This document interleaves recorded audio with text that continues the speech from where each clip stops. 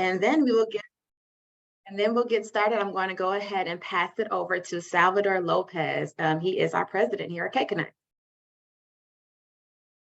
Thank you, Megan, and welcome to the team. Megan joined KConnect in August of 2022, and this is her first APC.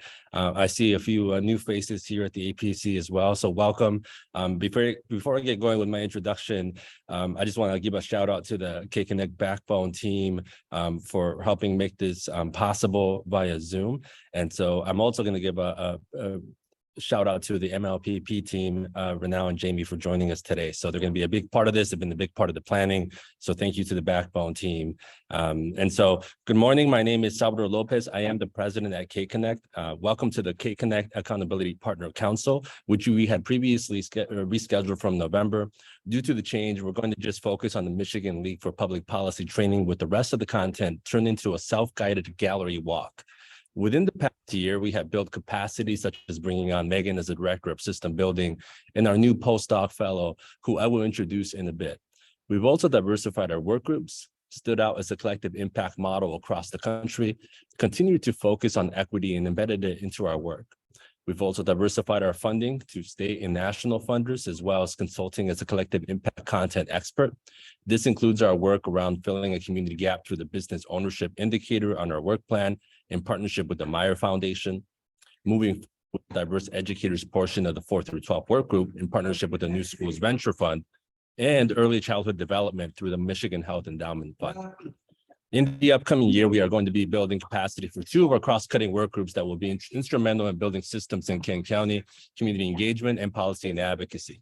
Community engagement and policy and advocacy are key cross-cutting work groups that were identified in the original common agenda and roadmap as vital levers for system change. Policy and advocacy provides the necessary information to determine and address which policies should be advocated for by the network.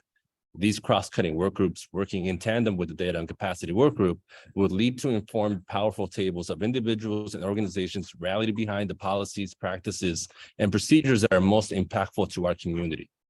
The work spans the entire prenatal to career continuum.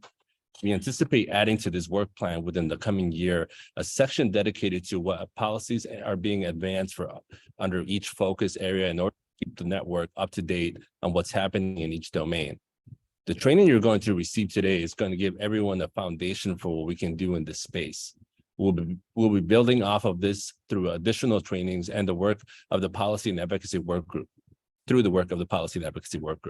Ultimately, our goal is to build a movement to improve outcomes for Kent County, children and families that is supported locally, regionally, and nationally. To lead these cross-cutting work groups, we brought in a postdoctoral fellow. I would like to introduce Dr. Shayla Young. You may be familiar with Dr. Young from her previous work with KConnect. She's a longtime co-chair of the High School to Career Work Group, and we have had worked closely with her at the City of Grand Rapids and the College Through College initiative. As a Grand Rapids native and the Gates Millennium Scholar, Shayla is passionate about increasing post-secondary success for Grand Rapids youth. Shayla obtained her terminal degree from Michigan State University in educational leadership and administration in 2020. She graduated from the Ohio State University with a Bachelor of Social Work and a Master of Educational Leadership and Administration from Purdue University. At this point, we're going to hear an introduction from Dr. Young to share a little about herself, her role, and some of the community members that will be joining her in her work.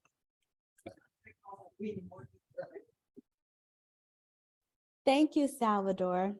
Good morning, everyone. I am very excited to be here with you all for today's APC, the first one of 2023.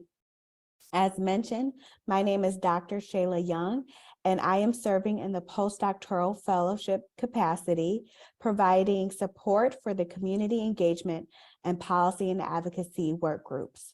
Prior to this role, I've actually been a part of the KConnect team for a while as a work group member of the High School to Career Work Group. I started off as a member there representing the 2 College Through College initiative and ended my time there as co-chair alongside Tracy Kaufman. And so I am very excited to stay K-connected to the work. Okay, guys, I'm going to stop there now and going to introduce you all to the amazing leadership that we have for our policy and advocacy and the community engagement work groups. So let's start off with policy and advocacy. First, we'd like to thank the Michigan League for Public Policy for providing technical assistance and training support to this work group. A special shout out to Jamie Vosovic and Renelle Weathers, which you will meet both of these amazing women later on in today's APC. Our co-chairs that have been identified for policy and advocacy are Kathleen Brynsma and John Helmholtz. And I am looking forward to working alongside this dynamic duo as they are both pioneers in the world of policy and advocacy. For community engagement, we have two amazing co-chairs, Steph Rosales and Eric Freeman. And also, these two bring so much to the table as it relates to engaging community authentically. And we are looking forward to the work that we will build together. Following this video, you will see brief introductions from all four of these amazing leaders, as well as gain some insight around their passion for this work, their experience, and some of the work that we've been working on thus far. Thank you all, and I look forward to staying connected.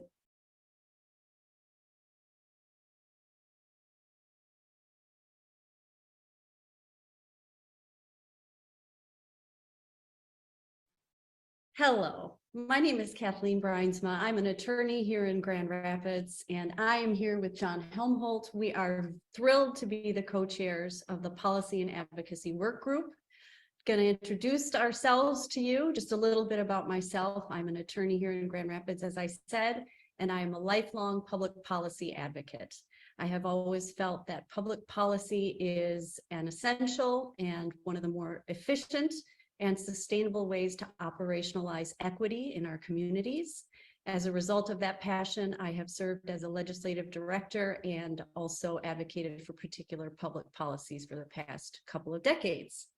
John, yeah, you want to talk about what we're going to do? Absolutely. And I want to echo my excitement to be here with Kathleen to co-chair this effort to really unite the members of KConnect, the KConnect network, all the individuals and organizations who've done such instrumental work around this collective impact and how we strengthen and improve outcomes. How do we ensure that we have a diverse and inclusive engagement with individuals who maybe have not been involved in public policy and advocacy? I've been in this realm since literally my 20s when I came out of MSU, political theory and constitutional democracy. I've been a lobbyist. I've been a legislative staffer. I'm now president of Seaforth Public Relations, where we do everything from PR to public affairs and working to really help organizations and companies know where they fit in the realm of public policy, public affairs. And so this is really an opportunity to kick things off during a historic time when you're seeing some unprecedented change at the state legislature. For the first time in 40 years, the Democratic Party controls the state House, the state Senate, and the governor's office. And that's coming off a legislative session where Republicans had control of both the House and the Senate, and just a few sessions before where Republicans had control of the House, the Senate, and the governor's office. And so this is going to be an opportunity to really sharpen our pencils and look at this advocacy, look at the legislative agenda that we can collectively organize, bring together on behalf of the network and the members, and really do good for Kent County, for our state, and beyond. And most importantly, for the people that our network, the KConnect network serves. So thank you for this opportunity. Yep. And thank you all for being here today, for being part of this. We look forward to you being engaged with us. And certainly we're easy to get a hold of. So if you have any questions or concerns, you can certainly reach out to us or, of course, the KConnect staff. Thank you. Thank you.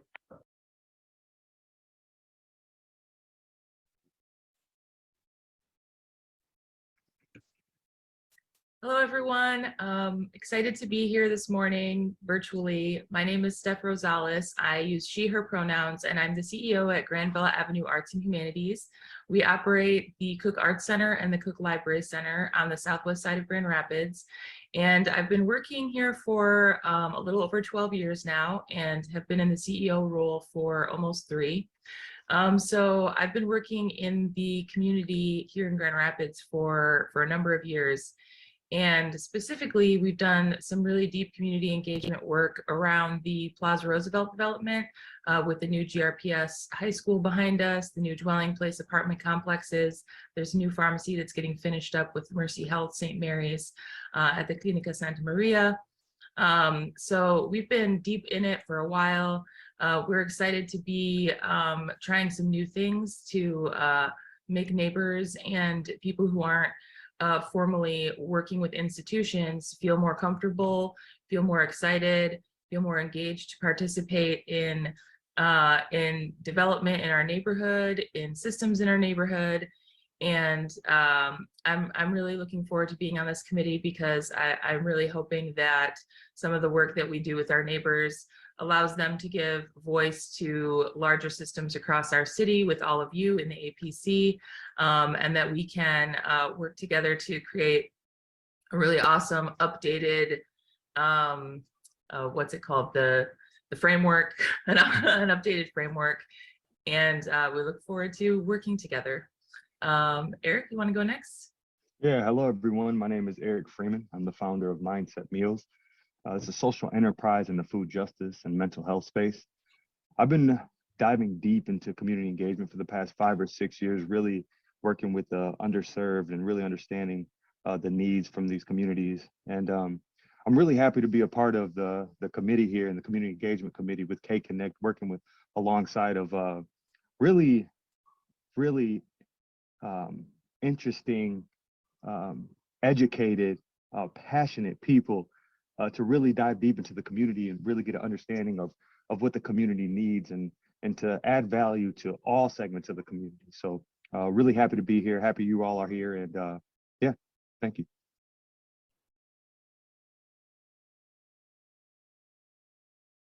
Thank you for joining us today at our Accountability Partners Council meeting. My name is Wendy Randall, and I'm the director of the Essential Needs Task Force, as well as your chair of the APC. We have an engaging agenda today, but first we're going to go over some info about KConnect and what you can expect from today's convening. Before we get started with our agenda, let's do a poll. Since our focus today is around policy and advocacy, we're asking how long your organization has been focusing on that part of system building.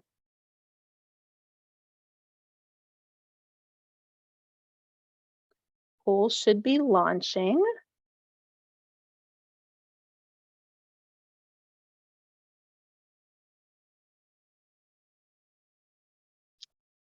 Let's see.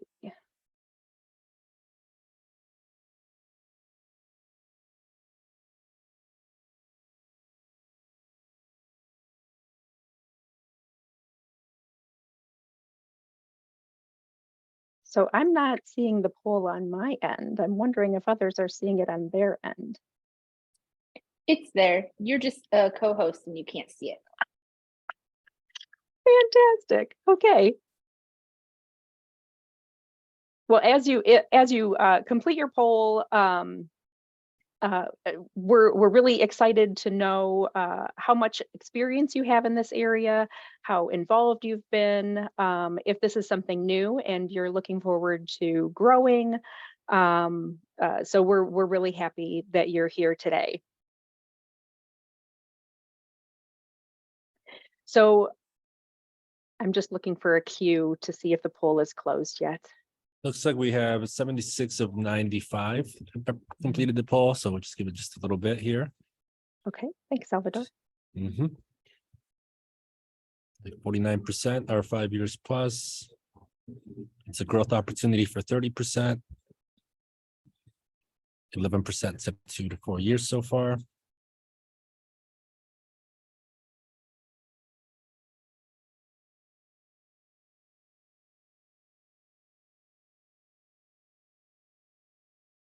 Fantastic. Thank you for sharing those results. And I'm really excited to be having this as a focus for our APC in this round. We know that a shared policy agenda is important for a community to make change in our systems and how our systems operate. It's important for us to have a common voice and to be speaking with the same data, the same understanding and perspectives. And we build those perspectives through our community engagement and through our connection with the network, with all of you. So together with the leadership from our co-chairs and from KConnect Backbone team, we'll be going through this exciting process of building a shared messaging, building a common policy agenda, and being able to advocate as was said earlier, at the local, state, and national levels to benefit our community members. Now, I'd like to introduce some of the people that make our work possible. First, we have our work group co-chairs, our board of trustees,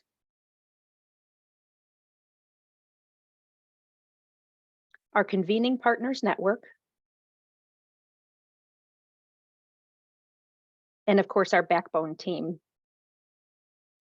Today, you will be participating in small and large group discussions, as well as providing feedback while creating a shared policy agenda with Michigan League for Public Policy.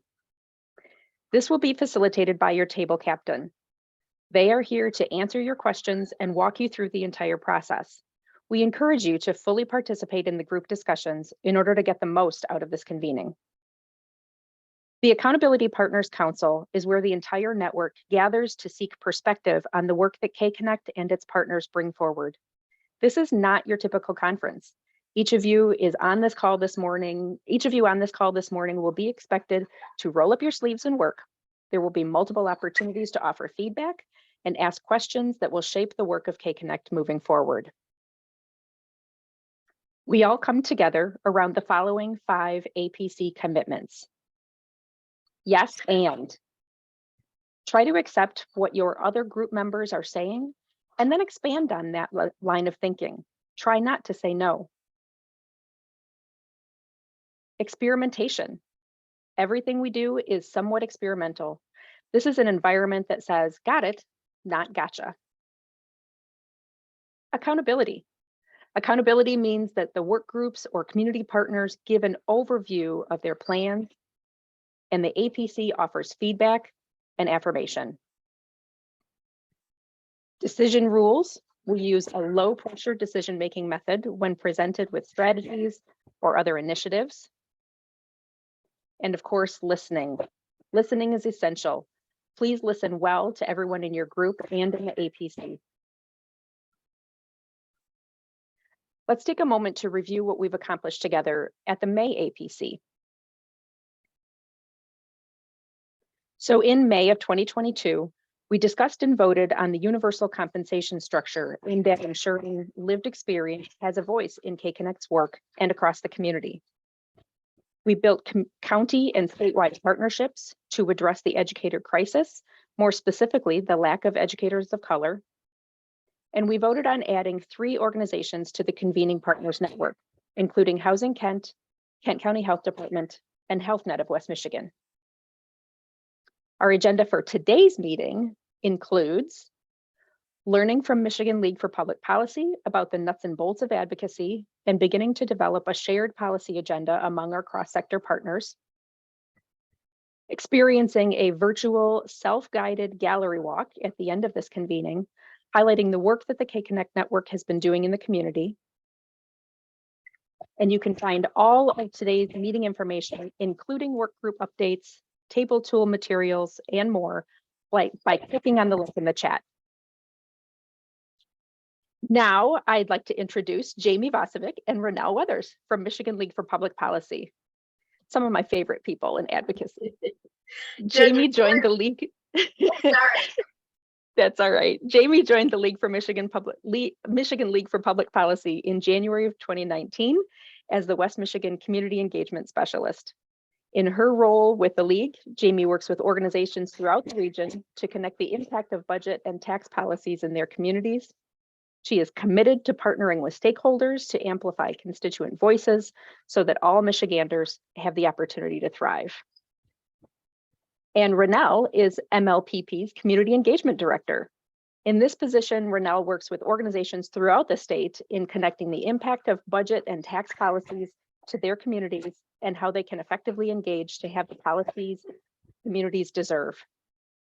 Renelle is motivated by the belief that all children and adults deserve the opportunity to achieve their dreams, regardless of race, ethnicity, religion, or economic class. Welcome. Thank you so much for having us. It's so good to see all of you. Good morning, good morning, good morning. I'm going to go ahead and share my screen. I know a lot of questions are like, okay, well, who are these people and why are you here? So I want to give a little bit of background about myself and Renelle. For those of you that know us, a little bit of news. I am our new incoming community engagement director, and Renelle will be taking on a community engagement consultant role. So a few changes in that. But both Renelle and I come from a background with legislative experience. Actually, our entire communications team have worked for legislators, both at the state house and federally. And so we definitely bring that perspective to the work that we do. Is there anything else you'd like to add, Renelle? No, just congratulations to Jamie. Excited that she's taken on this new role. Yeah, and so our experience really will be helpful as we start our journey together. So a little bit about the League. We are a nonpartisan policy institute, and we're really dedicated to economic opportunity for all. We're really the only state level organization that really looks at poverty in a comprehensive way. And all of our work is done through a racial equity lens. The League has been around since 1912. It was started by two social workers, which is my background. I have both my bachelor and master's in social work with a macro focus. So that's really exciting for me. But they were really looking at people who were incarcerated, social welfare issues, and child labor laws. And we continue to do those things today. We're constantly working on that. It really hasn't changed. And we do all of this through data, listening to community, and advocating. And we really used to just, I would say about 12 years ago, we really were an organization that would kind of do a bunch of research and data and kind of hand it over to our legislators and say, okay. And then we started saying, here's the data, here's what it means, and now here are ways that we can change outcomes. And so we've really been a huge advocacy push as well. And so that's really the way we take a look at things as well. The issues that we're looking at is empowering families with young children. We're really, again, creating economic opportunity to all. So we're watching that budget. We're putting out policy priorities for that budget. We've got analysts that work on job skills and higher education, childcare, K-12, healthcare, social determinants of health. And so we really are dabbling in a lot of these issues and a lot of issues that are important to KConnect. So today, again, we're going to kind of take a look at why we're here, lobbying versus education, jurisdiction, election, and then we'll start to get into types of advocacy, routes to change policy, interacting with legislators, and where to begin. The big push that we're going to do today is we're really going to start to talk about some of those barriers and obstacles that are happening in your affinity groups so we can start to build out those policy priorities for the network. And so that's really why we're here today, is to really help both Dr. Young and Megan and that backbone team and those policy action teams. I think they spoke a great deal as to why we need to be in policy and why we need to advocate. You know, I was really thinking this week, I was at the Urban League's MLK breakfast, and the keynote speaker was really talking about about Dr. King's message, and a big part of that was investment in communities, and continuing his legacy, continuing our equity work. We need to make investments in community, and that's budget, that's policy. And so policy is just such an important tool, an important thing that we need to do to be advocating. And for all my social workers out there, that is part of your code of ethics as well. One thing I really think about, one story they always tell in social work is you have these babies, they're coming down a river, they're drowning, and people are going to the river and they're pulling out the babies. And we got to do that. That's right. That's important work. But someone's got to go up and figure out why the babies are being thrown in the river and to stop it upstream. And so again, that's policy work is what I always think about. And it's part of the reason I went macro, but that's another story. So that's why we're here today. Policy work is just so important. I'm so excited to start talking about that with you. So with that, let's talk about the giant elephant in the room that freaks everybody out. Lobbying. Yes, lobbying. I know that can be a very scary thing for people, but guess what? The Michigan League for Public Policy, we are a 5013C, and guess what? We have registered lobbyists and we lobby. So we're going to go over some examples of just some things that we have done. So I'm going to go ahead and turn it over to Renelle. Good morning, all. And yes, so we're going to go through several examples. First is raise the age. And that was that started in the 2017-18 legislative session. It took several sessions to get this done, and it was around increasing the age someone can be tried as an adult from 17 to 18. It took a multi-year campaign, of course, but also many partners. We had grassroots organizing. We had op-eds from Detroit Lions, former NFL players, Anquan Bolden, and those folks. We had a partnership with ACLU, the Mackinac Center. If anyone knows the Mackinac Center, ACLU working together, that's an odd couple, right? And then we have the Michigan Catholic Conference, Michigan Faith in Action, which is a religious organization, and we had Safe and Just Michigan. We had folks who actually had been formerly incarcerated, all those voices coming together. But also what happened was we had several organizations were able to have government relations staff to help push it. We had a paid lobbyist on the issue. And then we had legislative champions within the legislature, Senate and House, helping to push it. And then took advantage of understanding, have the materials of public interest. And toward the end of the 17-18 session, we start building just cross political support, right? Both parties were supporting it, but we couldn't get it pushed over. And a lot of times, sometimes a lot of our community partners, they get like really frustrated when it doesn't happen. But everybody held together. And the first part of the 2019-20 legislative session, we were able to start to push again and get it passed in that year and be effective the following year. So a lot of great work was done, but it took time, took efforts, had ebbs and flows, right? But all the community, all levers working together. And then let me go over a few other examples. Some of these are good and bad. Medicaid expansion, that's a really a great example of showing the unusual political allies. We had Governor Rick Snyder and legislative Democratic partners and a few moderate Republicans came together to get this passed. Some of the Republican leadership traveled around the state to help build public interest in this. And currently it's helping over 1 million people. And then the right to work. That was, we had about 10,000 protesters coming to Lansing, state capitol, show a force of unions. It was controversial. Right to work legislation was growing in numbers across the state. And that particular protest and efforts weren't successful. So there's things that you try to go do, but this group continued to actually continue working on it, and that's something they're still working on today. And then there was a license to bully, right? And we want to say communications message is very powerful.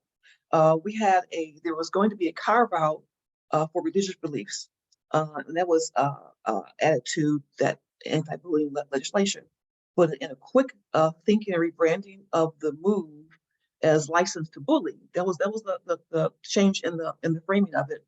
It led to public attention, outcry, and the effort was abandoned. That was one. So there was two opposite results. And then EITC. EITC, in 2011 it was 20%. It was reduced to 6%. That's the number one tool to lift families out of poverty, right? And so the fight of that continues. There's a lot of the other unusual political allies coming together to push this.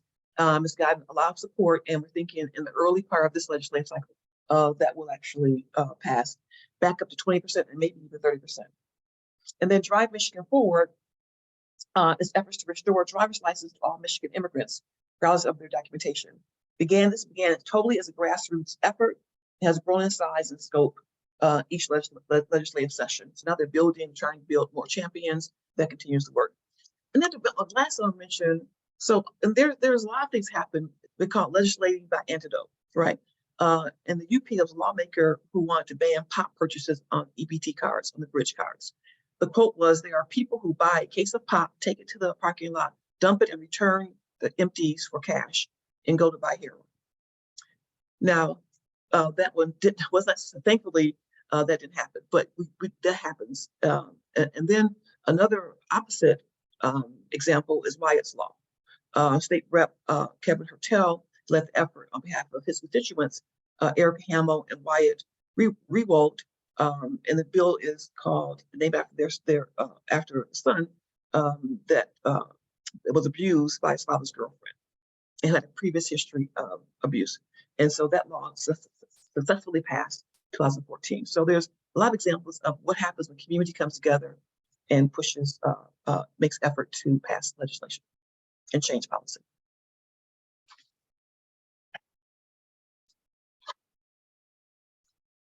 And so all lobbying is advocacy, but not all advocacy is lobbying. So really we've got two different definitions that we really want to talk about. So advocacy is really generally education about that particular issue or impact of policy, nonpartisan analysis, research or study, and general communication to lawmakers or public about policy.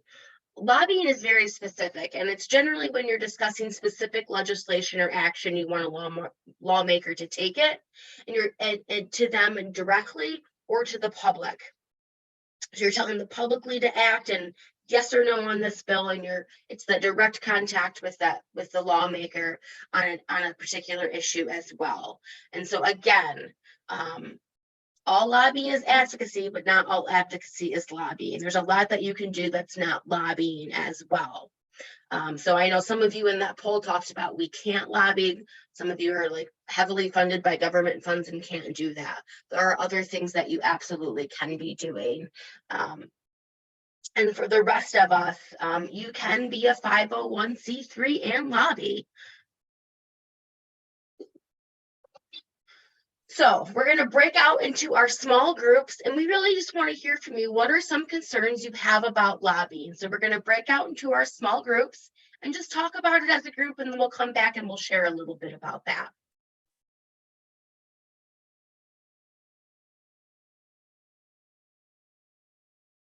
Return. So I really want to hear from some table captains, and just feel free to unmute. But what are some things that came up in your group? I'd be happy to share. My name is Jim Davis with Family Promise, and I have the chance to be with Susan from Trauma Informed Philanthropy Consulting and Nick from ENTF. And we had a great conversation, largely talking about the system as it exists to uphold power and privilege and money. And that the most important voices, those voices that aren't heard, even if they are the majority voice, they carry the least. They're muted if they're at all present, but that the power of a system is the loudest voice even when in the minority, and that lobbying puts us into a potentially vulnerable situation. While doing the right thing without a coalition of people around us, we may become vulnerable individually or organizationally to that structure itself, that many of the things we would be advocating for from a policy perspective, because those things might dismantle or disrupt the system. So all those I believe, and I'm now interpreting as captain, are the things we might be after and interested in working through as a group. It certainly creates a double-edged sword. It could accomplish some of the most important work we're set here to do, but it could also handcuff us in a way that makes us concerned or scared. And I think that's the point of this APC, is to come together, to rally, and to wonder what kind of group. I thought Nick said really well, to insulate ourselves from individual negative treatment and open this thing up to a more broad movement of advocacy and lobbying. Yeah, I think you're really dead on with that. So for sure, there can be negatives when you advocate. I think anyone who does equity work knows that sometimes there's absolutely pushback. And I think what's great of having a network like this is when you're all coming together, we're all agreeing on issues. It's so powerful. It is so powerful, and y'all can be a real force to be reckoned with. So absolutely, for sure, real concerns, but also this group can really help provide some of that protection. Anybody else? I'll add on to that from the K-12 group. There's a real concern around lobbying efforts being, especially for nonprofits who are supposed to be nonpartisan, being misconstrued as political moves and funding being pulled. And coupled with that, thinking about the small groups and nonprofits and being able to compete at a level that the very large ones with more money does. And so how do we do all that and think about putting those efforts together? And so like, I think the word was used, capitalizing on social property, not social property, sorry. That the social, lost the word, sorry. But capitalizing on what we have in the social sphere to be able to bring those, a small one, social capital is what we have, small nonprofits together with those that have more money to be able to help to advocate, and then bring the message of that this doesn't have to be necessarily partisan or political, but getting the message out of how it will help to bring forth change for everybody, and then protect also that funding. And it was also mentioned that as some of us are serving schools, to be able to train our families and our students to be able to make these statements and to be, pseudo lobbyists for selves. And the last thing that we talked about was, for those of us who are registered lobbyists, just making sure that we're doing things ethically, following the rules, everything's filed properly. So those were some of the concerns that came out of the K-12 space. Yeah, so one thing I want to talk about is that nonpartisan piece. And I think that makes people really nervous, right? And as a 501c, absolutely, you're nonpartisan. The league is nonpartisan. And so part of that is just sticking to issues. You're not allowed to endorse a candidate as a 501c3, but you can rally around issues. It's sticking to issues. One thing we always say, there's no permanent friends, no permanent enemies, but there's permanent issues. You can rally around issues as a nonprofit. Absolutely, you can do that. And as far as money is concerned, I think sometimes we think it takes a lot of money, and maybe when we're doing messaging campaigns and things like that, but it costs very little to write a letter. It costs very little to go talk to and build a relationship with your representative. And so those are definitely things that we can do. And the other thing I will add, you don't have to register until it's about until you're spending $2,600 or around $675 on one person. So up until then, you don't need to register. And then once you do register, it's based off how much your operating costs are. And most people just don't hit that. We're not buying lobster dinners for our legislators. We're not taking them to steak dinners or anything of that nature. And so most orgs are just not hitting that. I want to give 2 resources that I'll have Katie send out to everybody as well. Boulder Advocacy and Michigan Nonprofit Association are absolutely great resources to really help you get started in that lobbying journey, if that's something that you choose to do. And again, the league, we really think nonprofits are a missing voice and really need to be in that space. So oftentimes you're seeing things right on the front lines. And so we really encourage you to get in that space. Again, it can seem daunting at first, but those two orgs will be super helpful in doing that. And the other piece I'll say is working with constituents and getting them to making sure they feel comfortable doing that. Absolutely. I think that that's a great role that y'all could play as well. And if you want help with that, we are more than happy to do so. So please feel free to reach out. We would be happy to help with that. Anybody else? Yeah, I could share. Oh, no, go ahead. Someone else spoke up first. Hi, this is Sonia. Our table was also an affinity group for K through 12 education, and some of the concerns were piggybacking on what some of you have already said, were like what can and can't be done on behalf of some of the organizations, like having a guideline. And then it was a very diverse group in what they're doing, some pushing for advocacy. They do a lot of advocacy and representation, making sure that there's representation for all communities, pushing for continuing education. Their goal is independent living, making sure that individuals are able to go to school. They usually have case conferences, so they're meeting in smaller groups, and then they'll come together collectively to see what they're striving for, their goals. And then some of them were doing advocacy work and working with state associations. And there is a push currently for the state association, from the state associations, to do more. I think we had one expert that has been doing the work and working with the CEOs who have those connections in legislation, leading work groups and bringing people together, understanding and aligning priorities before they take it to their CEOs is what I understood. And if I missed anything, please feel free to add to it, group. Great, thank you. And yeah, we're going to talk a little bit more about some of the things you can do. And I will also say, I think part of this network is also going to be finding that alignment and where we can go. And then you can take those things back to your organizations, and hopefully everyone can get on the same page. Carlos, I didn't want to leave you out. Sure, thank you. You know, there were, I think, at least in my mind, two themes that really stood out. One of them was early preparation, right? So the idea that you could prepare if you're a smaller org, maybe your board, to act quickly, because some of these things can come up without much time to respond on. But also, if you're part of an organization with a larger team who is doing some advocacy already or lobbying, getting them your talking points of the things you're interested in advocating for, early on.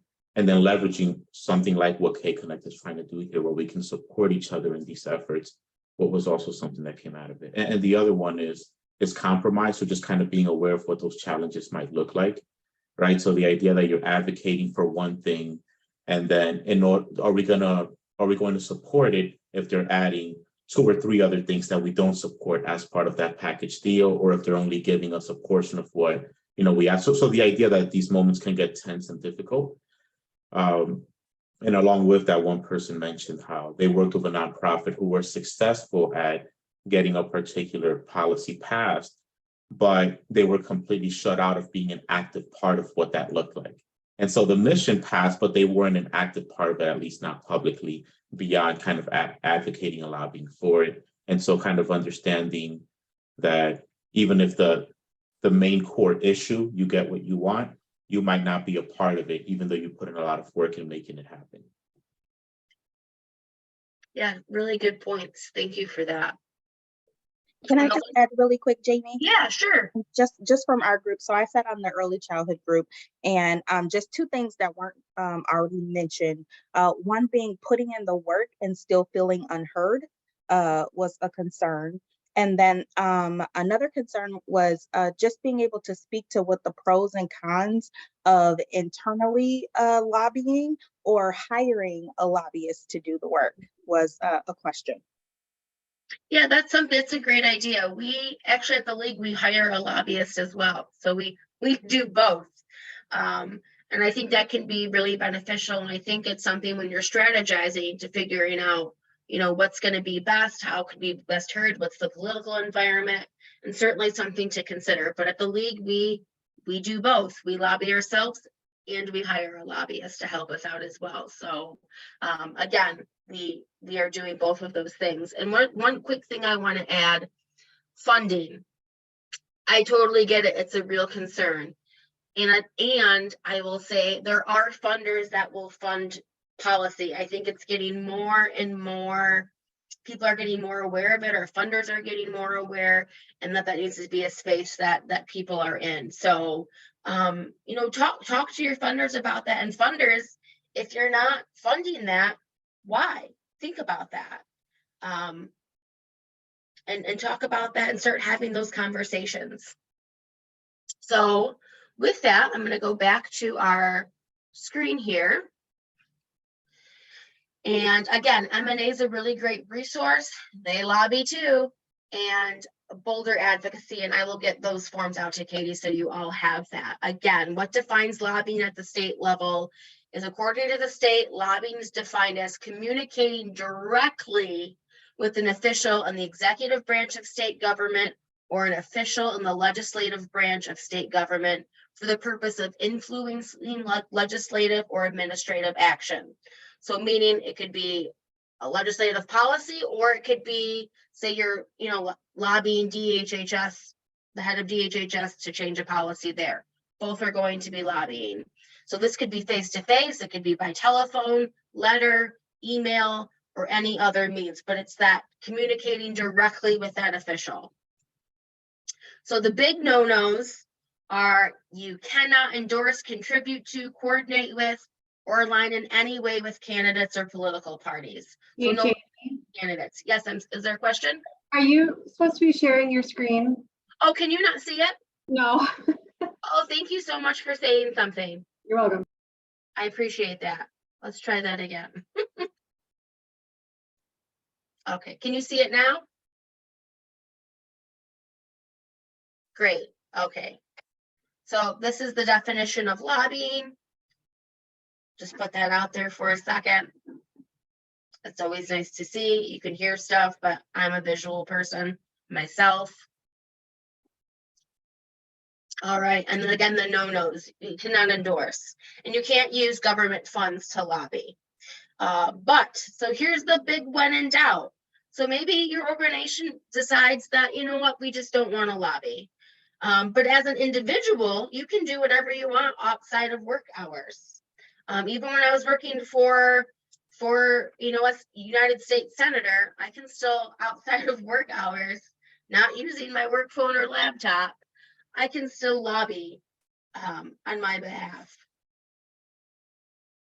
I have a question. What is how are organizations funding this type of work? Like, how are they asking for the dollars that are not aligned from government funding? So it'd be interesting to know how these actions are being funded. Yeah, I think, well, we don't have any government funds at the league, so that's one thing we don't have to worry about. But so our funders who fund us, individual donations that you could be used for that. And again, remember, when you're registering, you're at the $2,600, around $2,600. So, but yeah, any funds that's not government funding. So if your funders, if it goes towards your mission, that may be a good argument with them to use that. And again, Boulder Advocacy, Michigan Nonprofit Association, and also Michigan.gov Secretary of State's office handles the registrations for that.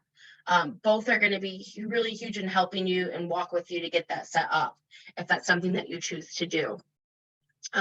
Again, so 501c4s.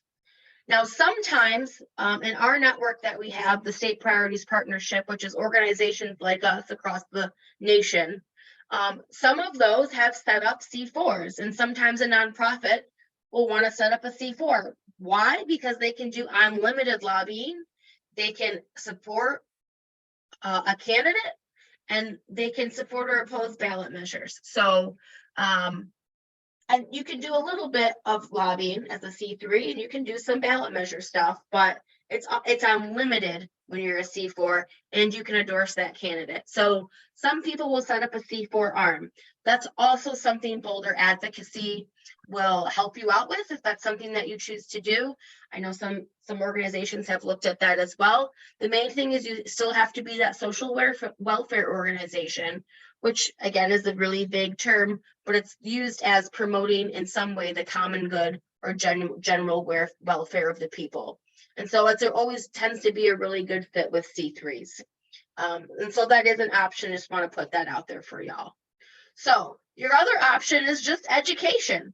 So you can inform community and legislators. You can do community meetings. You can put together coalitions to talk about issues. You can share things on social media with your friends, coworkers, neighbors. You can do trainings like this. You can do town halls and big public events. You can do a movie about an issue and then talk about it. You could even bring in and invite legislators to those things. That's not lobbying, that's education. And you absolutely can do that as a C3. And so some people like to kind of stay in this space as well, helping to inform on those issues, but not quite getting to the specific of a legislation or something of that nature. So with that, we're going to do a Kahoot. So get your phones out, and I want you to either go to www.kahoot.it, or you can use the QR code on the screen and put in game pin 5942958.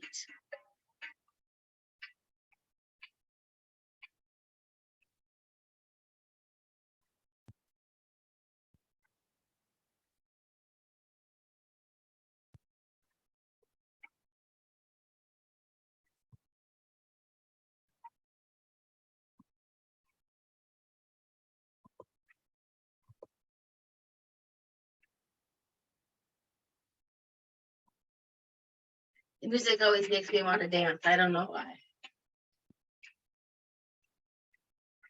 All right.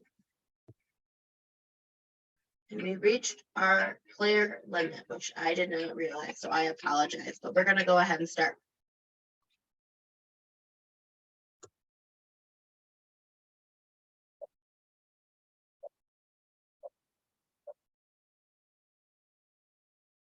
All right, you call up your state senator and ask them to support House Bill 341. Lobbying or education?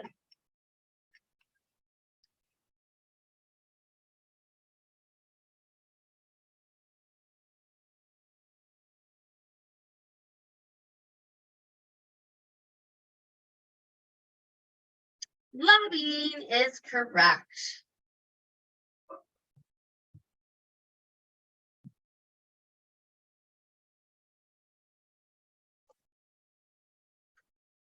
All right. You invite Senator Brinks to your workplace to show her your mission and its impact on the community.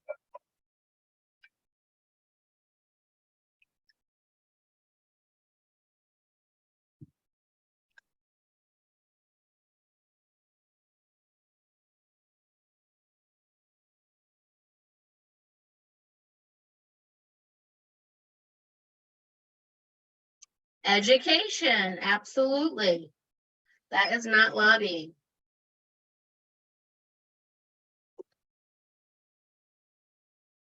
All right, you create a slogan that says vote kids first.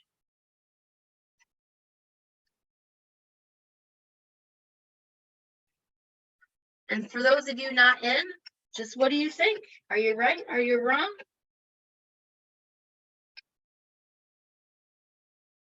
Education. So this is super, super vague. It's not directly related and to a piece of campaign, or excuse me, related to a proposal or a ballot initiative. It's not related to a candidate or any piece of direct legislation at all. And so it's not lobbying.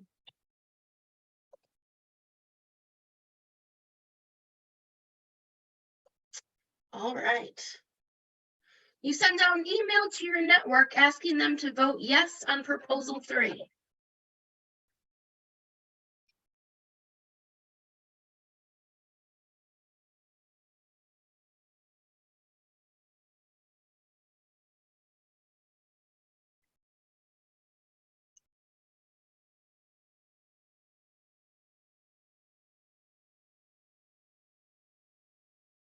Yes, it is lobby.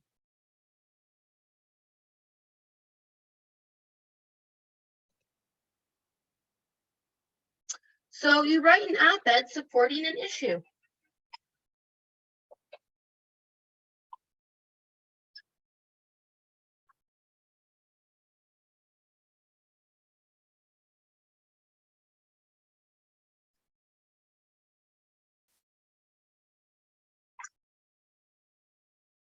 Yes, it depends. Absolutely. Depends on how you do it. In most cases, it's probably going to be education.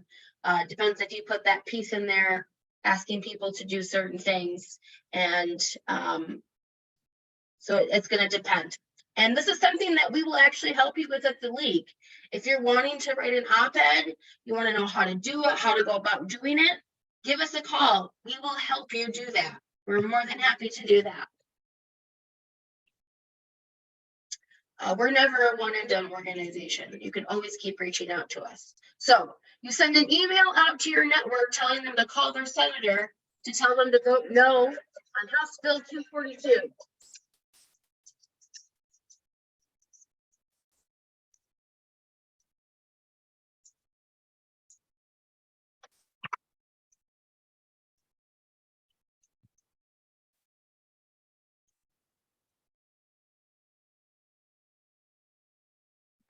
It is lobbying, but here's the fun catch. Grassroots lobbying is not something you have to register for. So here's the thing. If you send it out and tell them to call their senator to vote no on that bill, that's totally fine. You don't have to register that as lobbying.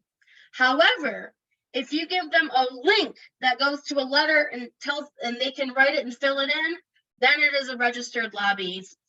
It's something that you have to register and counts for lobbying. So it's that direct piece, that little piece that directly connects them to their representatives. That's when it counts. Otherwise, if they're using their own resources to do it, it's grassroots lobbying. It's totally allowed in Michigan. All right. So great job, everybody. Thanks for playing along with me. Ben came in third. We got Greg in second. And our first place was 5741, whoever that is. Great job. All right.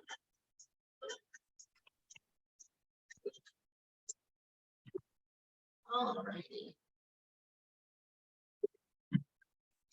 So hopefully, I hope you all feel a little better about lobbying. There's definitely real concerns, but it is absolutely doable. Again, we'll get you those resources. And if you have any further questions, don't hesitate to reach out. Another thing we quickly want to talk about too is whose jurisdiction is it?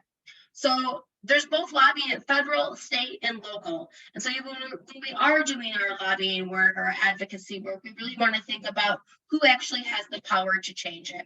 And these are just some examples.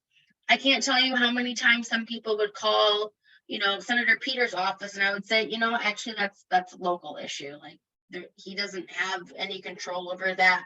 This is who you want to talk to. That would absolutely happen. So you don't want to waste your time lobbying someone who actually can affect that change. So make sure you're in the right jurisdiction. And Renelle, you want to talk about, of course, and I know our lovely advocacy and policy co-chair has already kind of talked about it, but we got a lot going on at the state. Renelle? A lot going on. And I do want to address a little bit Sonia's question about the funding and lobbying. How do you do that?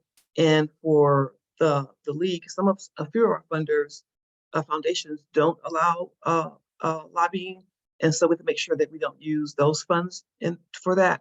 And it's based on some foundations, their own bylaws don't allow it. But we do get general funding for that. And there are many funders, as Jimmy mentioned, who are now supporting that. So, and that's something we definitely would love to have a conversation with you about for that. So the landscape, a lot happened, guys, at the end of 2022 with the election. total switch in who controls government. Right now we have for the state Senate, 20 Democrats, 18 Republicans, and for the House, 56 Democrats and 54 Republicans. And why is that important? It's really important as we do strategy of who has the power to change it, right? Who has the power to make that change? So understand that. And that goes with things about the jurisdiction as well. And so this is the first election where districts were drawn by Independent Citizens Commission instead of the state legislature. And so we had a lot of districts that were more competitive, a lot of new faces. And this is, I call opportunity, right? This is an opportunity to educate folks, invite them to your organization, let them know what's happening. And so for the 102nd legislature, that was actually the first session was last week. We have 15 seats in the Senate that are new to the Senate. Only 4 new faces. So some of them, 11 of them previously served in the House. In the House, there were 55 open seats. So the 54 new faces, these people have never been in state legislature before. And so these are all opportunities to educate. And then and these are all part of, as we think about our efforts and advocacy efforts, we need to know this information. And Democrats lead all levels of state government. And so they also won the majority in the Michigan House Representative and the Michigan Senate. So they are the majority leader, they are Speaker of the House, the governor, the Secretary of State, and the Attorney General, right? And so if we are thinking about who has the power to introduce legislation or who has the power to decide what gets brought up to bills that gets actually voted on, is the majority leaders and Speaker of the House. And so these are important things to understand. So we got another word cloud, well, not another, but a word cloud for you. So why do you think it's important for decision makers to know what's important to the community? And so go ahead and use that QR code and you can, I'll leave that up there for a minute.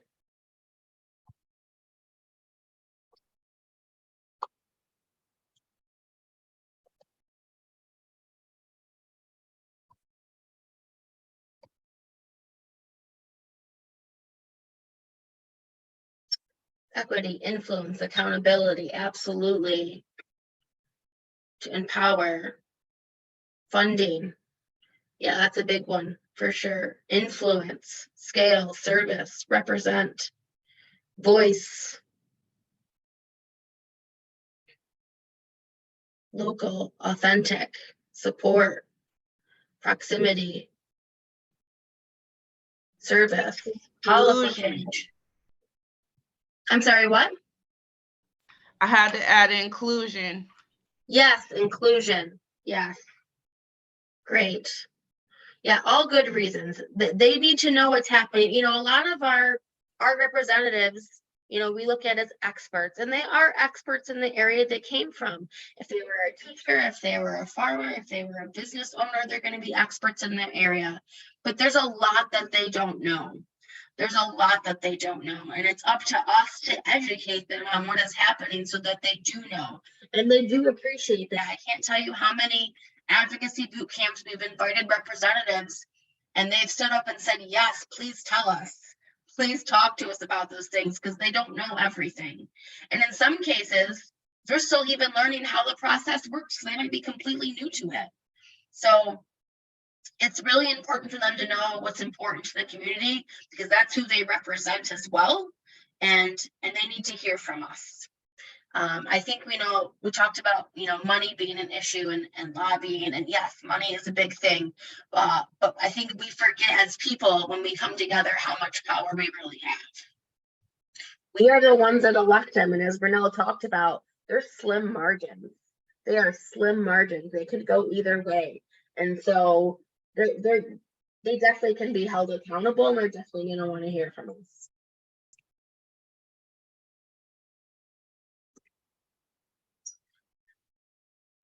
Okay, well, thank you so much for that. So we're going to go ahead and take a break. However, I do want to point out at the end, we do have the gallery walk, and we are going to want to hear from you and really kind of map out who's your policy priorities that you're currently working on. Who is working on some of those? We know a good chunk of you are doing advocacy work. So if you have priorities, what are they? And where do they exist? Are they federal? Are they state? Are they local? We really want to hear from you. And that's really going to help us start to do a strategy together. We want to work smarter, not harder. And also, it's great for us just at the league to hear, because when we hear what is important to you, that also helps us plan out our priorities. And oftentimes we'll hear stuff that people are working on that align with us. We're like, oh yeah, we'll put a card in for that. So it's also just good for the league to hear. But yes, we want to hear from you. So I'm going to go ahead and turn it over to Katie. And how much time do we have for our break? Let's do a 7-minute break. Let's come back at 10:27. All right, stretch, get some coffee, use the restroom, whatever you got to do. We'll see you back at 10:27. Advocacy. And advocacy is really getting at, to change what is into what should be. And I love that. And I don't know where it came from, so I apologize. Share screen. Oh, shoot. My apologies again. I'm getting so excited, y'all. All right. So, advocacy really is educating the people about that issue or the impact of a policy. It's influencing decisions within political, economic, social systems and institutions. And again, it's sharing that nonpartisan analysis, that research, that study. It's the general communication to lawmakers or public about policy. And the one thing we always say is they're going to make decisions whether you engage or not. So you might as well find a seat at the table. We're really passionate about that. And, one thing we talk about too is good advocacy really is going to appeal to both the head and the heart. I know we talk about that. I can already hear Reverend Joe Jones talking about the head and the heart already. Absolutely. We know data is incredibly important. Expert testimony and facts are super important. But we also know that those personal stories and that imagery really helps move people. They can hear the data, but when they hear that a constituent is struggling with something that's in their area, then it has a different effect, and it really starts to appeal to those people's values as well. So both are incredibly important. So why do we advocate? Again, one is to change public policy. If we really want to get to those root causes, so it goes back up to, those babies in the river. We got to go upstream and figure out why these things are happening and start changing those so we can affect outcomes. It's institutionalizing change as well. And we can affect many people at once. It's one of the reasons, I loved macro social work. Our mission work that we do every day. So if you're helping kids put food on the table and get, food in their stomachs, that is absolutely wonderful. We need that. And we also need to be able to make sure that those families can just provide for them so they don't need that as well. So it's a both and. We got to do both. And again, when I go back to that NSAW code of ethics, yes, we've got to do that micro work, and we have to do the macro policy work. They ask us to do both because we know both are important. The micro gets on those short-term things, and that macro really sets up those long-term goals. And again, furthering our organization's mission. Again, often policy relates right back to our own mission. It can really help set up the families that we're helping. And so that's another reason we advocate. And we want to shift narrative and culture. So storytelling is a really big part of that. And that's also why we advocate. If we take a go back to when we were fighting for the right for the LGBTQs population to be able to marry and make that legal, that started off with, this is a right. This is a human rights issue. This is a equity issue, all those things. It was about having the right to do that. And while that may be true, it didn't really shift the culture. It was when we started they started storytelling and saying, I can't be with my dying partner in a hospital because I'm not married to them. I should be able to do that. It's those stories, those personal things, and the impact of people who've been marginalized. When we tell those, that's what started to shift that culture. People were like, well, look, yeah, you should be able to do that. That's crazy. And that's what really started to change and shift the culture and grow more acceptance toward that that storytelling. And so it's a really powerful piece, and it can really help shift that culture. And that's another reason that we advocate. Because sometimes we might even have policy that's great, but we got to still change those hearts and minds of people too. So those are all the reasons why we advocate and why it's so important. And your role is to educate, it's to lobby, and again, to remember that you are the expert. You know what's happening in your communities, and often, most times, you know the ways to fix it. Come up with solutions as well. You know how to do that, and you know what's best. And so there are all different types of advocacy. We talk about outside advocacy and inside advocacy. And so your outside is going to be that grassroots lobbying, those public demonstrations, those door knocking, phone banking, those social media campaigns, your op-eds, interviews, press conference, all of those are great tools to use for outside advocacy. And sometimes we want to demonize outside advocacy a little bit. We talk about grassroots and those public demonstrations. But if we go back to that civil rights movement, we take a look at those things. It was both. You need both. We talk about often the three stools of advocacy, and you need outside, you need inside, and you need the media. And they often use and play off each other, and they're both really important. So what the league focuses on is inside advocacy. So we're working with those policy makers and staff and collaborating on strategies. We're doing that direct lobbying. We're working administratively. We're educating decision makers. We're also doing, again, you'll see notice media as well. That comes back on both sides because both sides need it. And we're, again, introducing legislation as well. And so that's really what we focus on, and a lot of what we'll be focusing on too with our policy and advocacy teams. And again, I just talked about those three legs. All three are so important. And we don't want you to feel like you have to do all three areas. That's why collaboration is so important. If you got a team member that's really great with another organization that's been doing lobbying for a while, great. Maybe they'll take on that legislative piece. You've got roots in community and you've been organizing for a while. Maybe you take on that grassroots piece, and then you're going to use the media to uplift both of those pieces. And again, that's why collaboration is so important. And so really, we've got three main routes that we really use to change state policy. So we've got legislation, we've got budget, and we've got ballot. And all three are valid. All three are great ways to do that. We often forget the budget. I think that's the one that gets forgotten a lot.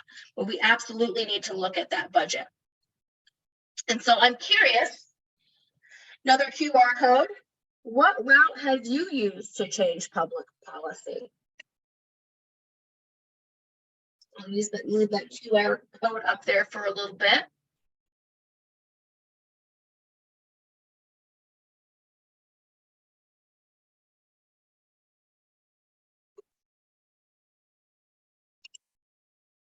Oops.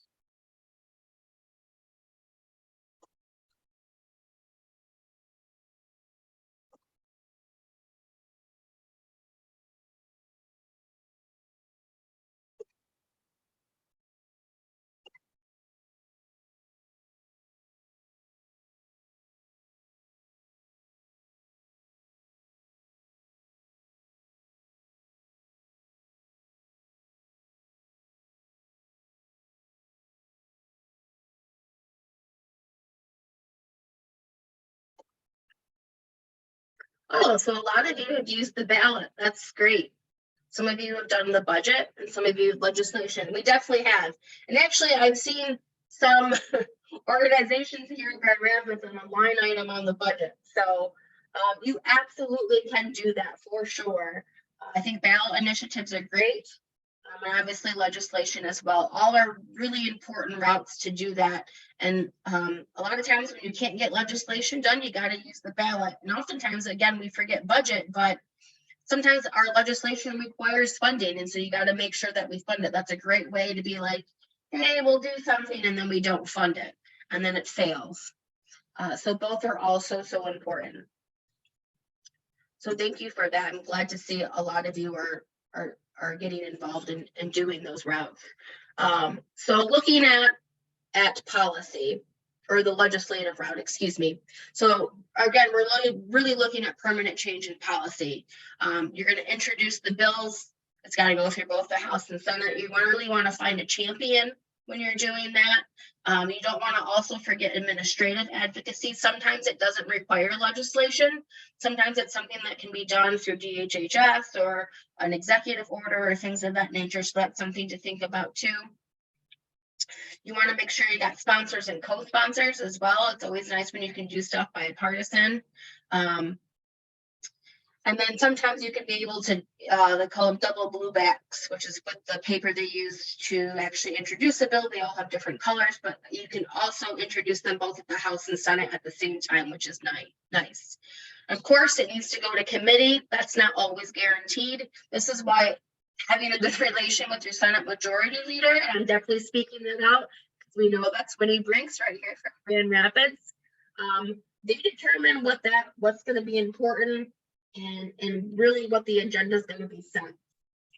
And so there's definitely been times where something might have gone to committee and a majority leader in the past might have been like, yeah, we're not going to do that. That stuff happens. And so having that relationship with them is really important. But committee process is not guaranteed. You're definitely wanting to have testimony. You want to get people up in there to experts from community, data experts, whatever you need to get in there to make sure you're having a really good amount of testimony. And then this is the time where amendments and substitutes and all those tie bars, which is tying into other legislation, that's where all those things can often happen. And so that committee process is going to be really important. But the legislative route is definitely really important. Renell, is there anything you want to add to this?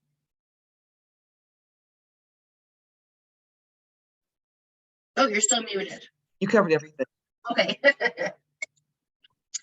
So our other option again is that ballot. And again, this is where you're going to find line items. A lot of programs are often on the budget. So that TRISHARE program that had to be funded, and that was a line item on the budget, legislative reports as well. You often find a lot of one-time versus ongoing. That's the boilerplate is basically language for a line item that says how that money is going to be spent. And so that's really important to watch the budget for that, because sometimes they'll fund a project, but there might be limitations put on where and how that funding is done. So you definitely want to check boilerplate. Sometimes the budget route, looking at that can seem really overwhelming. We watch the budget, absolutely. That's one of our kind of our bread and butter of what we do, and we advocate for that. So we can definitely help you out with that if that's something you're starting to watch and take a look at. I definitely encourage you to do that. And our next training that we'll do will actually really start to dig into that budget and looking at that and where to look and find things. So, because it's such an important piece of advocacy work.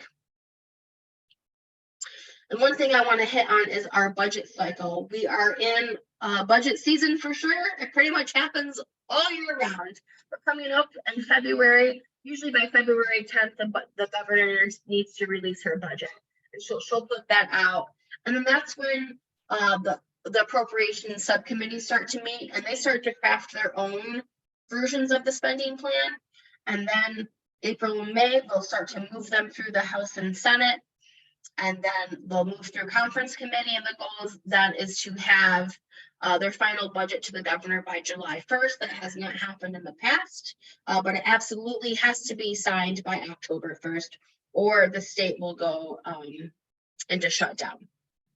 And the thing with the Michigan budget cycle, or the budget that's different than the federal budget, is they absolutely have to be a balanced budget. They can't spend more money than they take in, so there's no debt. There's not allowed to be any debt. And then that cycle begins all over again. And so we're really at the beginning, so it's a really good time to start watching what's coming out, what her priorities are, what the appropriation subcommittees are doing, and start talking to your representatives and those in those subcommittees if there's budget items that you want to see passed. So that last is the ballot route. So oftentimes we can't get things done legislatively, so it's time to take it to the people. And so there's two ways to do this. You can do it done legislatively, they can actually initiate something. And constitutional changes have to go through that. Joint resolutions, it has to be a 2/3 vote in the House and Senate to send to a general election ballot. And then, of course, there's citizen initiated, which is often what we're doing. And those are good. Those can be statutory changes or constitutional changes. It's a petition process. You got to gather those signatures. Statutory changes can be approved by the legislature. So we've all probably heard of adopt and amend, which has often happened. We put stuff forward, the legislature looks at it, they adopt it, then they kind of have amended it. If they can actually just approve it and then it doesn't go to the ballot. If it's a constitutional change, which we saw our last election with the different proposals, those had to go on the ballot. So there was no chance that they could just adopt or amend it. And the referendums to repeal an enacted law absolutely have to go on a ballot as well. So they're not allowed, the legislature can't just adopt those. Renell, is there anything else you want to add with that? Or budget?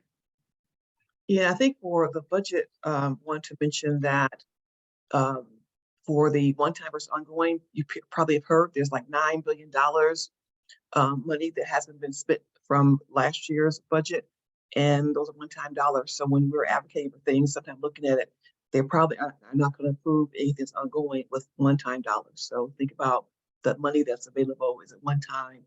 What was ongoing dollars due to the budget? As Jamie mentioned, the budget has to be balanced, so something has to give.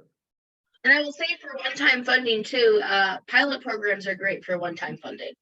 So that's something to think about too, if you've got an idea that you think would be good.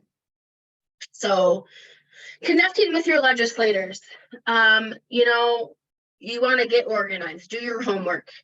Sometimes we talk about, it feels like you're stalking your legislators.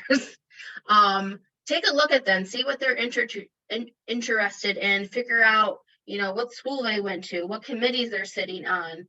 Find out who your allies are, who's with you, know who supports it. So when you go to them, you can say, you know, we've got the support of the police union, we've got the support of XYZ.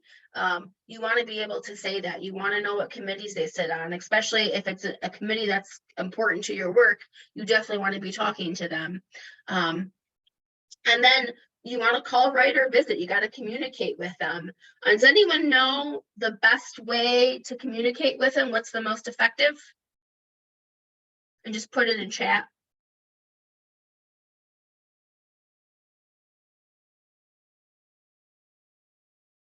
Face-to-face, absolutely. Face-to-face is the absolutely best way to do that.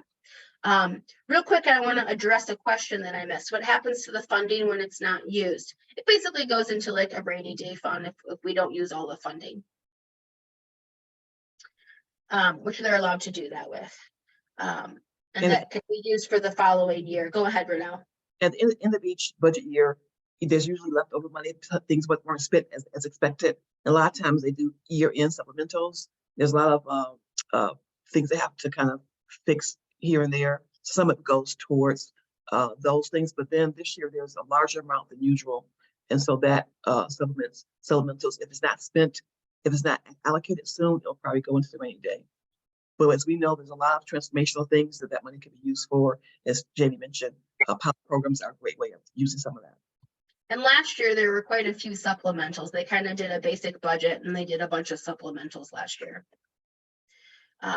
So yes, visiting your legislature is the #1 best way to do that. And then from there, it's going to be calling and writing. It takes about 12 phone calls to an office for them to really start to go, what's going on with that? They're marking every single call that comes in. They're watching all of that. They're watching what you say. It really does make a difference. I will say with writing in, sometimes it's the amount. I remember one time they got like 500 postcards from a group. That definitely got the senator's attention. Absolutely. So sometimes it's the amount as well. You want to definitely be prompt and prepared, armed with your research. We always say leave a handout. And with your handout or anything you send to them, We always say you got from basically the time they look at it to the time it goes into the trash. And so you really want to make sure there's white space. You want to make sure that it's at the very top, you're really hitting the points that you want in that handout. And then make it personal, but don't take it personally. If they're not with you on that, thank them anyway and move on to next. There's going to be people that are going to be with you, and sometimes it just doesn't happen. But a lot of times you can find common ground, and you want to be able to do that. Again, I'm going to reiterate: no permanent friends, no permanent enemies, only permanent issues. That legislator that might not be with you on that particular issue very well may be an ally on another issue. So you don't want to burn that bridge. And again, like Renelle brought up with Raise the Age, we were working with the Mackinac Center. They've posted articles about us that were not very friendly. But guess what? We agreed on an issue and we worked together anyway. And then always follow up. Call, write, send a thank you note. They get a lot of like, I hate you. I can't believe you did this. You're terrible. They really notice thank you notes. It goes a really long way, especially as you're trying to build a relationship with your legislator. You want, at the end of the day, you want them to know your name and to be able to rely on you as an expert when they need something. That's what you want. And practice talking to them about stuff. Renelle, is there anything else you want to add for this section? Yeah, I'll add for as far as numbers, yeah, it's good to have those large numbers, but I'll say 12 calls in office will start a conversation. So small groups, small numbers can actually have impact as well. They'll start a conversation. Now it's just having strategies to follow that up. Yeah. Okay. So I want to show you a video that is, I think, pretty funny. So let me know if you can't hear it.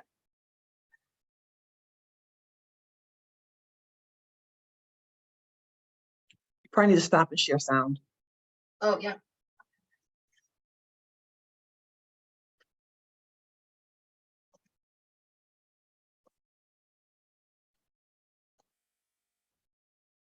I had to get some coffee. Okay, he's my representative. Okay. Representative Hunter. Okay. And what committee is he on? I think he might be on education. Okay. I guess that we'll figure it out. Okay. Okay.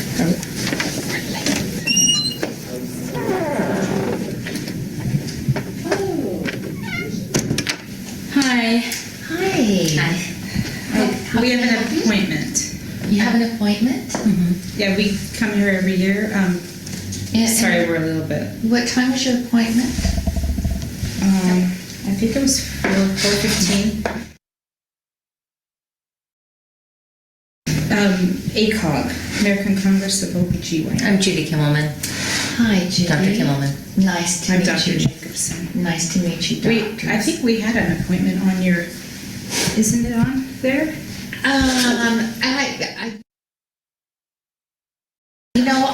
had you on schedule for 4 o'clock today. And we're not very late. It's only we're not. We've got time, so we're not hurried. Well, unfortunately, Representative Hunter is already engaged in another meeting. I'm happy to try to reschedule your meeting. So we had an appointment, didn't we? I thought we did. Yeah. If you'd like to have a seat out in our lobby, that would be. Do you want us to wait right here? Or? Oh no, that's just fine. We have a lobby and there's plenty of seating available. Okay, all right. We'll wait right out there. Wonderful. Thank you so much. Thank you. Hi. How are you? Good. I'm Judy Kimmelman. Nice to see you, Judy. I'm Judy Jacobson with American Congress of OBGYN. Judy and Judy. We represent the doctors in your district. Oh, great. And we come to talk to you about a bill we would like you to support. Super. It's a bill about trying to avoid shackling patients while they're in labor. We've had some problems with that. And there was a case recently, actually it was in the papers, a woman recently put in jail for embezzlement or something. You know who she was. I can't remember. Do you have that bill? I don't. Do you have it? Oh, I don't have the bill number. We have the bill number. We have a bill number to give you. And then we have some cases to tell you about because it was really a problem. Okay, so, sorry, this is. Okay. So this is the bill here, and the bill numbers are here, and it's all the information is summarized in this part here. Okay. So that patient that was you know who she was recently. Didn't you take care of her? I did, actually. Okay. So she was a patient, she'd been embezzling, and she was pregnant, very pregnant, when she was put in jail, and she went into labor. And they had to take her from the jail to labor and delivery in shackles, and she was so edematous. She had a TPI and pregnant Carmen syndrome. And I'm not sure if it was PIH or DIC, but she definitely had thrombocytopenia because after she delivered, she started to hemorrhage, and she had an EBL of at least 1,000 cc's there in labor and delivery. And do you know where the bill is right now? No. It's no. Okay. It's they're going to vote on it soon. You're going to have a vote soon. Yeah.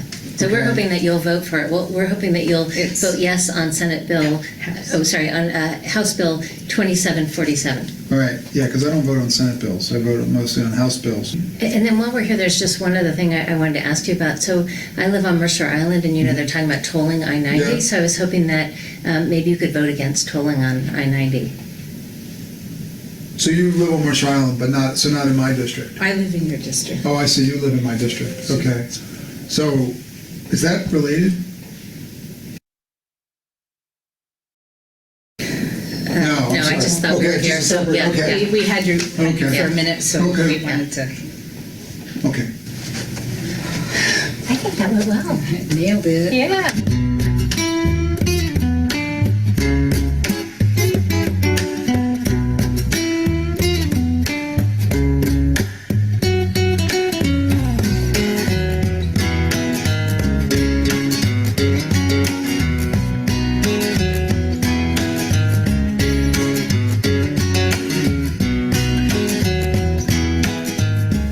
So I know that Representative Hunter is chair of the Appropriations Committee, so he is going to be glad to know that this bill is budget neutral.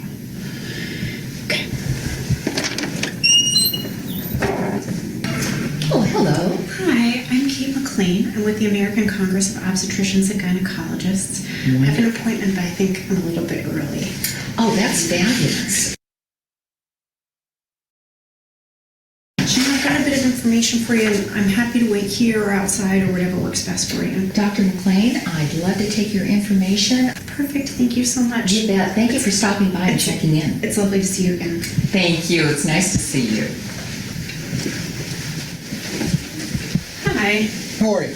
Good. How are you? Good. I'm Russell. I'm Kate McLean. I'm here with the American Congress of Obstetricians and Gynecologists. I represent 150 physicians in your district. Oh, super. And I work just down the street at Overlake. Oh, that's good. So you're one of my constituents. Absolutely. Oh, that's great. So I just wanted to come and talk to you on behalf of ACOG today about House Bill 2747, which is regarding the use of shackling of incarcerated pregnant patients. And I recently had a patient, for example, she was quite young and came in labor, and unfortunately her labor did not progress normally, and she needed an emergency C-section. And it is just a health safety issue. Okay. Wow. Well, that sounds entirely reasonable. And then I know that you chair the Appropriations Committee, and you'll be glad to know that this is a budget neutral issue. So it doesn't affect the state budget. Does it affect local budgets like the counties? Neither budget. So, and you'll be happy to know that we have the support of the county prison system and of the police chiefs on this. Oh, great. So who's the sponsor for the bill? Judy Clibborn is the sponsor. Do you have a copy of the bill? I do, actually. I have that right here for you. That'd be great. Well, and I would love to be a resource for you if you have any more questions for me. I'd like to leave my card with you, and then I'll also send you a follow-up email tomorrow just with some of the points that we talked about today.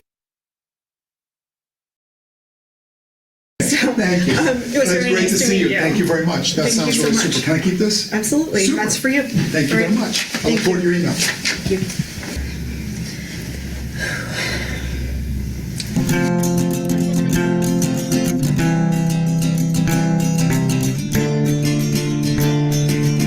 Now I know that's like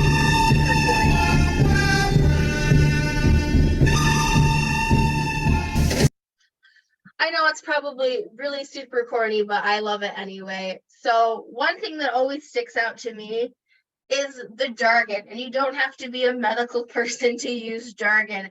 And just the way everyone's, the music and the glazing, that so totally happens when you start using a ton of jargon. So you definitely want to make sure for that. Was there anything else anyone noticed or took note of it? Like, yes, we need to make sure we do this.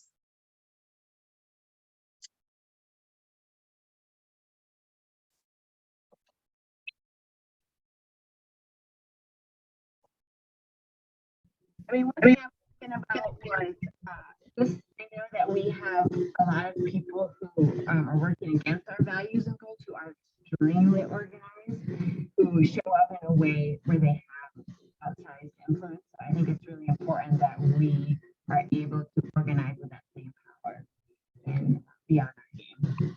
Yes, and actually, you know, whenever the doctors show up to lobby, they literally are all in their lab coats. It's actually quite a sight to see, and you like know a ton of them are there to lobby that day on their lobbying days. But you know, dressing the part is a part of it, and I always struggle with this because we should meet people where we are. We should just accept people as they are, but not every representative is going to feel that way, and so I also want people to be heard, and so. I struggle with telling people how to dress, but I don't think you need a suit and tie, but you certainly want to dress like you're going to the Capitol.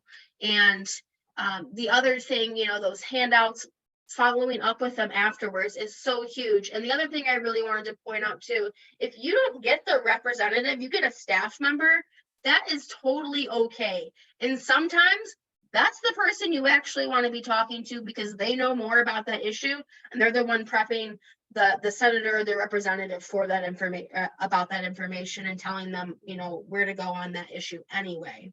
And oftentimes I remember I was talking to someone about PFAS a ton, and maybe they were like, ooh, I just get this regional rep person, why do I, yay. But guess who, when it came time, they were like, hey, Jamie, do we know anyone? Who can we talk to? Oh, actually, I have someone right here. They ended up testifying before Congress. So staff people are not bad. They're not trying to blow you off. So definitely don't feel that way.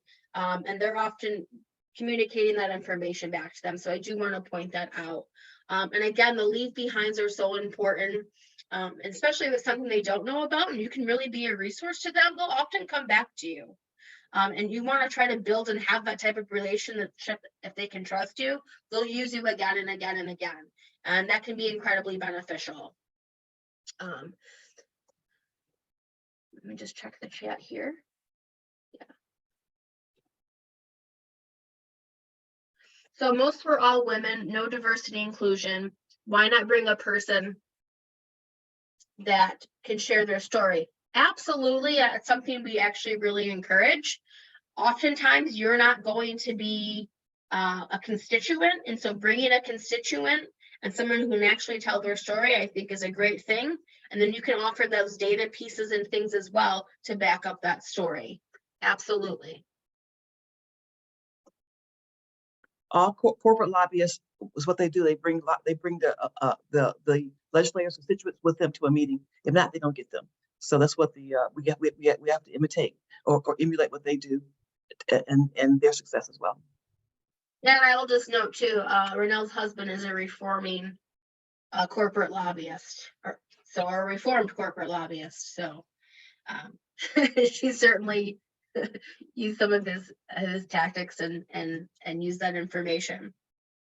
So as we're starting to kind of do these things, we're starting to build out our information so that we can lobby, because we got to figure out where we begin. And part of it is, starting with what the issue is. We really need to know our issue. We need to define it.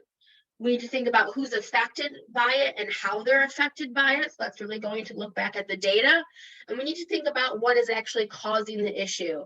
This piece is so important, because oftentimes what we want to do is, so let's take a look at housing. So if we say, well, what's causing the issue, or let's look at jobs even. What we're hearing right now is there's a lot of jobs, not a lot of people. So what's causing the issue? Well, a lot of people are saying people don't want to work. Why don't people want to work? What's causing that issue? Because they're lazy and they don't want to do hard work anymore. Or we could take a look at what's causing the issue is, well, why don't people want to work? Dig into that. West Michigan Works just put out something not too long ago. They dug into that. Childcare came up as an issue. Lack of childcare, lack of transportation, low wages, many other issues. So now if we take a look at that, the first issue, when we're just looking at the person, we start looking at how to fix the person. What's wrong with them? They're doing something wrong. The second option allows us to look at systems and what needs to change. Now we know we can look at higher wages. We know that childcare, so we need to fix childcare. Now we're looking at system issues. When we look at what is causing the issue, it's so important because how we frame that determines what our solutions are going to be. And so if we want to be system building, we want to be systematic and change institutional things and really break down equity, we've got to look at the system. And so that's my piece with that. The next thing we really want to look at is what's the ask? What is it that we're asking? We came up with a solution. What is it we want our legislators to do? We got to be really direct in that. We also need to take a look and really know who our audience is when we're targeting. When is the right time to targeting? Is it state? Is it federal? Are we trying to get, is it a ballot initiative? Are we trying to get community involved to do something too? And if it's a ballot thing, or excuse me, if it's a budget issue, we really need to start doing that now as opposed to October. So we really need to think about the right time to target. We really want to start thinking about what influences them. So who influences them and how? It's going to help us when we start to advocate them and know what's affecting their decision-making process. So if we know they're heavily involved in their church, maybe those are things that do that. I know one legislator that was also a person of faith, and that was something that he really used to build relationships across the aisle, even though they saw things differently. And so that's going to be really important as well. Again, building relationships is really the key to this. It's building relationships with those legislators, with those people that influence them, and also with community as well. Renelle, was there anything you wanted to add? Okay. And then really, again, just knowing that audience. These are all the different people that you want to think about with your messaging, who your audience is, whether they're advocates, lawmakers, journalists, partners. Depending on who your audience is, your message should be the same, but you might approach it differently. So that's really something to think about as well. So now we've taken a look at advocacy. I really want to start with us thinking about, we're going to break into groups, and we want to start building out that policy agenda for this network. And what that's going to start with just looking in your affinity groups, we need to know, what are the issues? What are the obstacles that you're seeing within your affinity group? What are some barriers that you're seeing in the work that you do in K-12 and early childhood? What are those things that you're seeing? Because that's really going to help us start to identify what some of those policy pieces might be as we start to think about our policy priorities for this network. And we're going to have 20 minutes for this.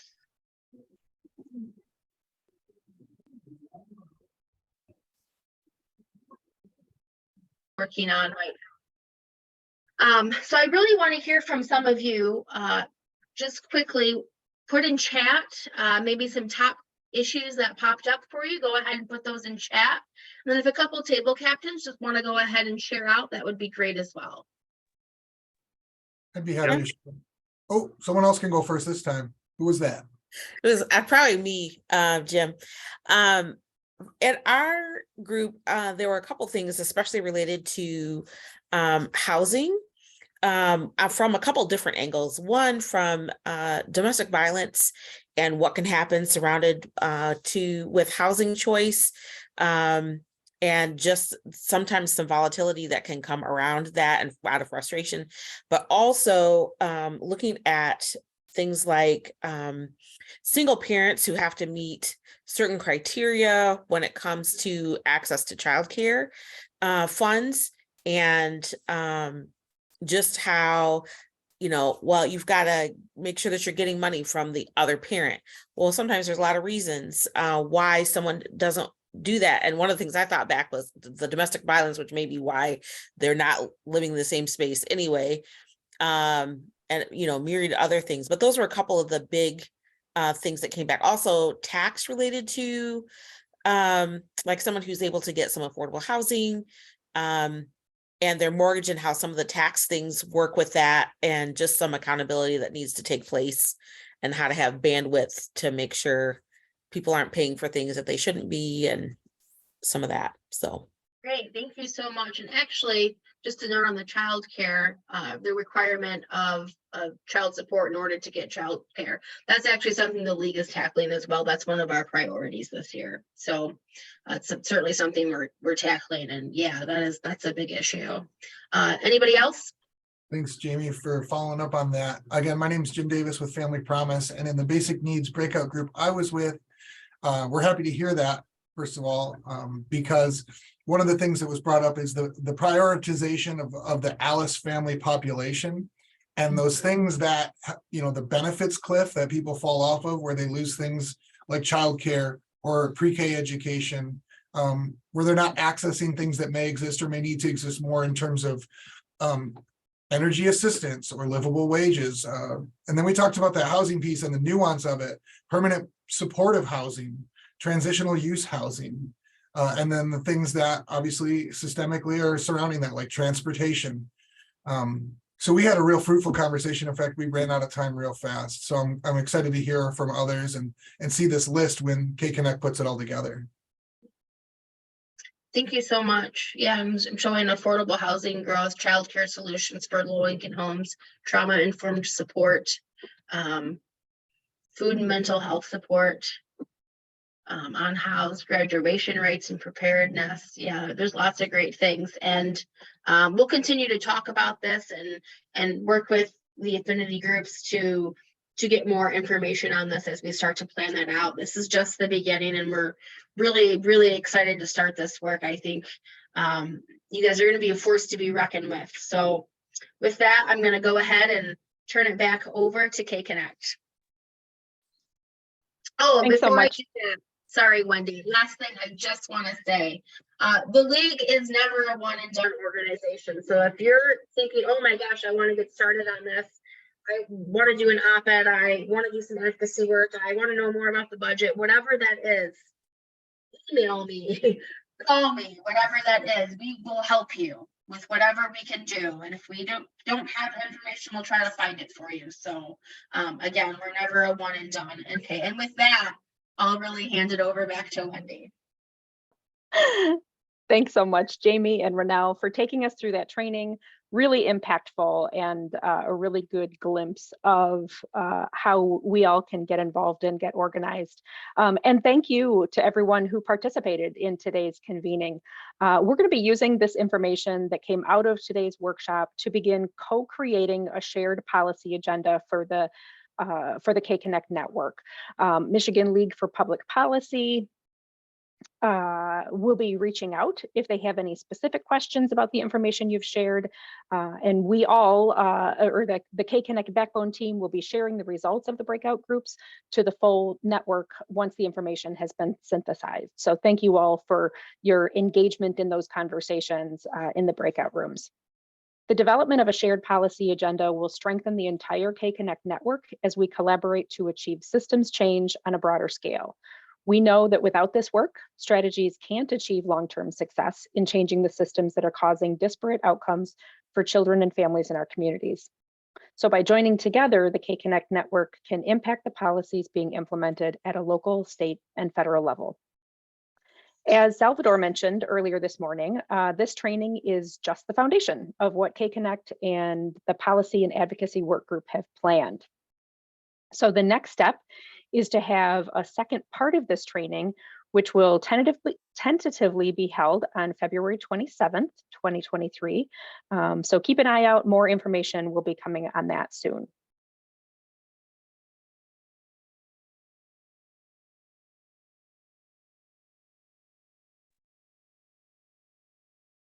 Great, Wendy. Thank you so much. Hi, everyone. Good morning. It's Mark Waltman, Vice President of KConnect. Thank you for being with us this morning at the Accountability Partner Council. As we're wrapping up sort of the formal programming from today, we're not quite done yet. You guys have a kind of independent study coming up from KConnect. If you've been to an Accountability Partner Council before, you'll know that the gallery walk is an important part of our day. In a physical space, we weren't able to kind of have that physical gallery walk, but we made one virtually for you.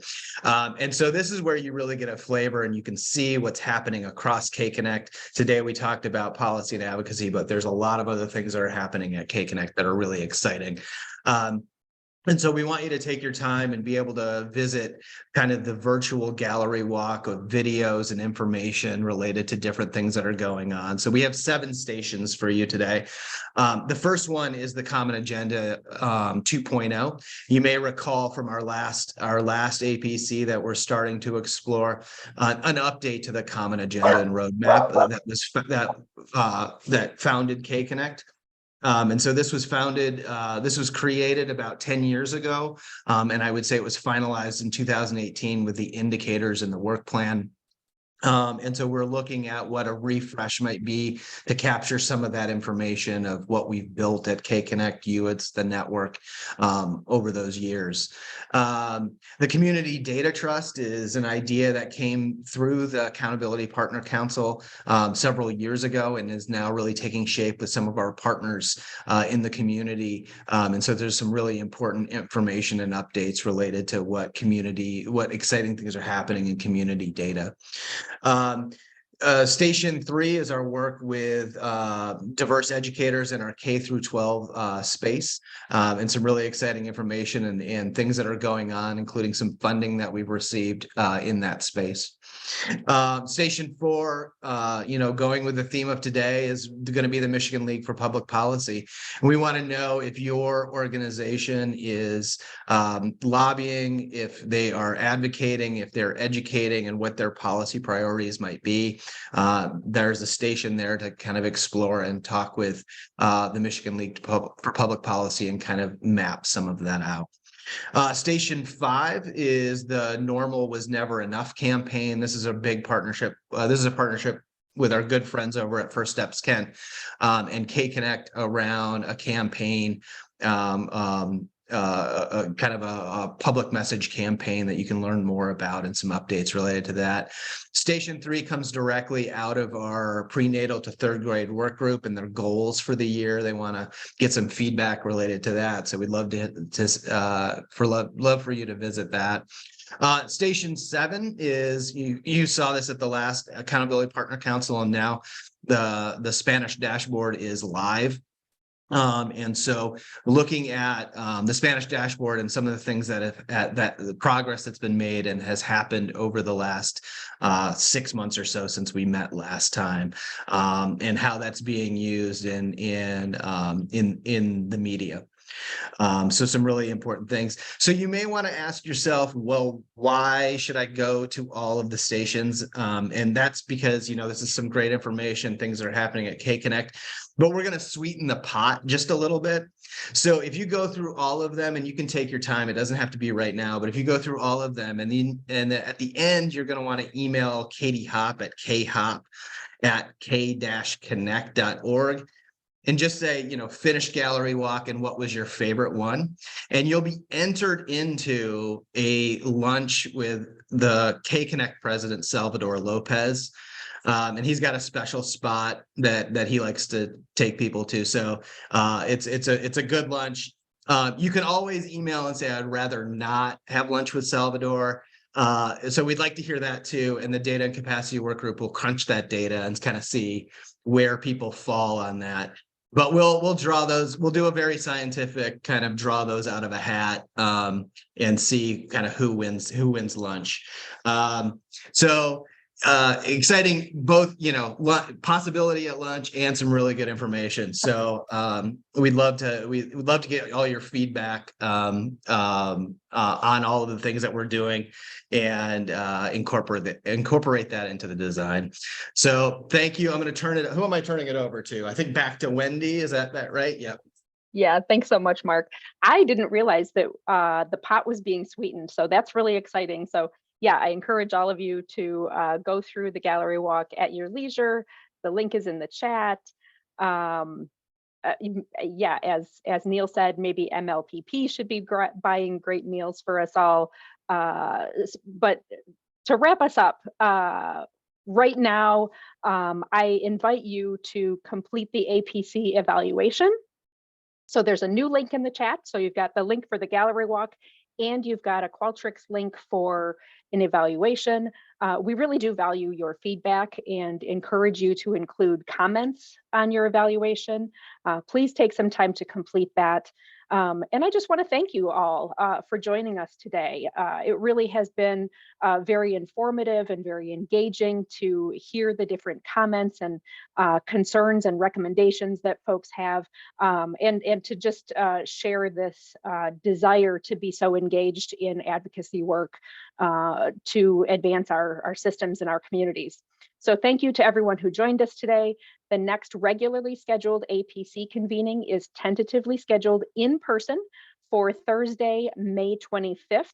That's a little bit of a twist, a Thursday. So Thursday, May 25th from 8 a.m. until noon.